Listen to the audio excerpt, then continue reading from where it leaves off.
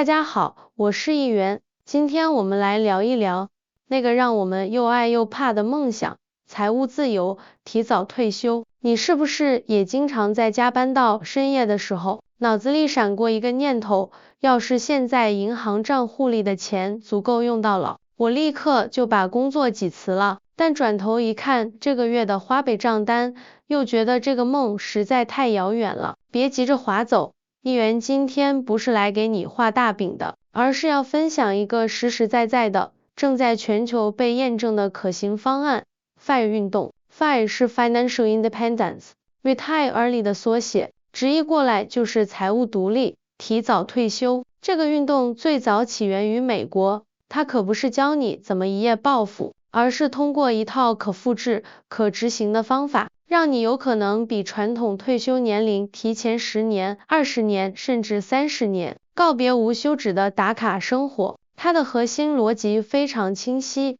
你想办法快速攒够1年生活费用的25倍，然后依靠每年大约4%的投资收益来覆盖你的日常开销，这样就不用动用你的本金了。举个例子，假如你一年所有开销加起来是10万块，那么你的目标就是攒下250万。当你拥有这笔资金后，通过合理的投资理财，每年产生10万左右的收益，也就是大约4%的回报，你就初步实现了靠利息生活的状态。听到这里，你可能要说了，250万，对普通人来说也是个天文数字啊。别急，FIRE 运动最有趣的地方就在于，它并不是一条单行道，而是根据每个人的不同情况和选择，发展出了好几种活法，总有一款适合你。第一种叫做肥 FIRE， 这是很多人理想中的状态，就是在积累足够本金的前提下，退休后不仅不用降低生活品质，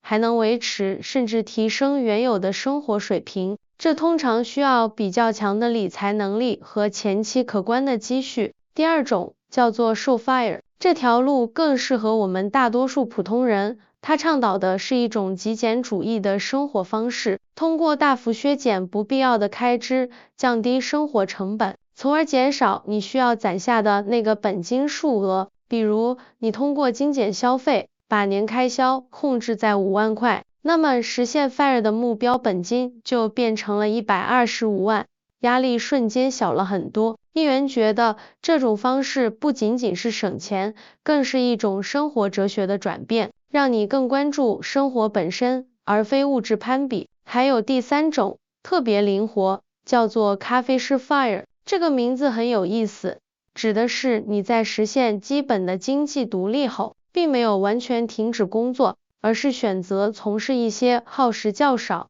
压力较小的兼职工作，比如在咖啡馆每周工作几天，这样既有一份收入可以覆盖部分开销，减少对投资本金的提取，又能拥有大把自由支配的时间。这种半退休的状态能让过渡期更平稳，生活也更丰富多彩。那么，具体要怎么一步步走向 FIRE 呢？议员结合自己和其他先行者的经验，总结出了3个关键阶段。第一阶段，也是最重要的基石，就是储蓄。你得先知道自己钱都花哪儿去了，准备一个本子，或者用手机 APP， 老老实实记上至少3个月的账。这不是要你变得抠门，而是让你看清自己的消费习惯，找出那些拿铁因子，也就是那些看似不起眼，但日积月累却是一笔不小开支的非必要消费。当你对收支了如指掌后，设定一个积极的储蓄率目标，比如30%、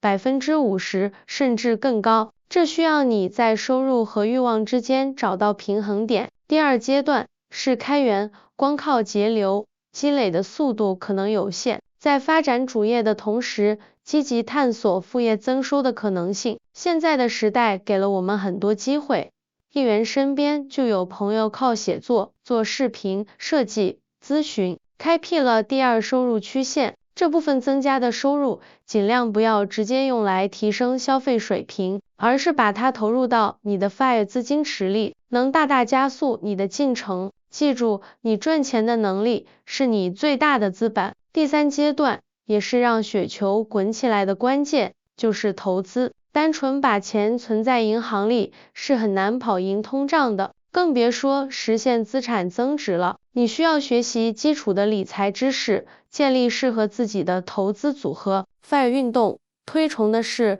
通过长期稳健的投资，比如指数基金定投，来获取市场增长的平均回报。这听起来不刺激，但复利的力量是惊人的。股神巴菲特就多次强调过复利的重要性，他把复利比作滚雪球，关键是要找到很湿的雪和很长的坡。对于我们而言，尽早开始，持续投入，就是那条长长的坡。当然，任何值得追求的目标都不会一蹴而就。在追求 FIRE 的路上，我们也会遇到各种挑战和迷思，比如有人会觉得要攒那么多钱，岂不是要过得很苦？这其实是个误解。FIRE 的本质不是自我惩罚，而是通过主动选择，把资源和精力投入到你真正看重的事情上，减少在无关紧要事物上的消耗。他追求的是一种高效和有意义的生活质量。又比如，有人会担心，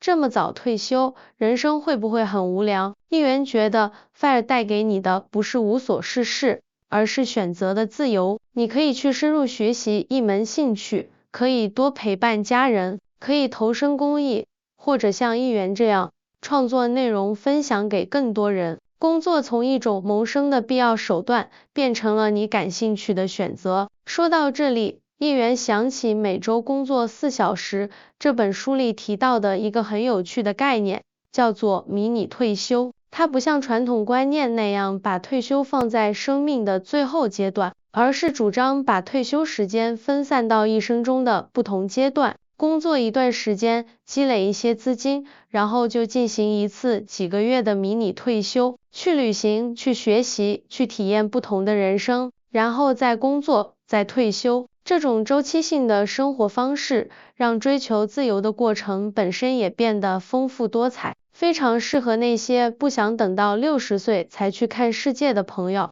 其实，无论你选择哪种路径，FIRE 运动给我们最大的启示在于，它重新定义了工作和生活的关系，让我们意识到财务自由并非遥不可及的幻想，而是一种可以通过科学规划和坚定执行来实现的生活状态。它关乎的不仅仅是金钱的数字，更是一种掌控自己时间、专注个人成长的自由。正如要钱还是要生活这本书所倡导的，我们最终追求的是让金钱成为支撑我们过上理想生活的工具，而不是我们生活奋斗的终极目标。好啦，今天关于 FIRE 运动，议员就先和大家聊这么多，希望这些分享能给你带来一些新的启发和行动的动力。不妨就从今天开始，审视一下自己的财务状况，定一个小目标。如果你对 FIRE 有什么自己的看法、疑问，或者正在实践的路上，非常欢迎在评论区里和议员还有大家一起交流讨论。你的每一个点赞、分享都是对议员最大的支持，也让我有动力继续为大家带来更多有价值的内容。下次再见了。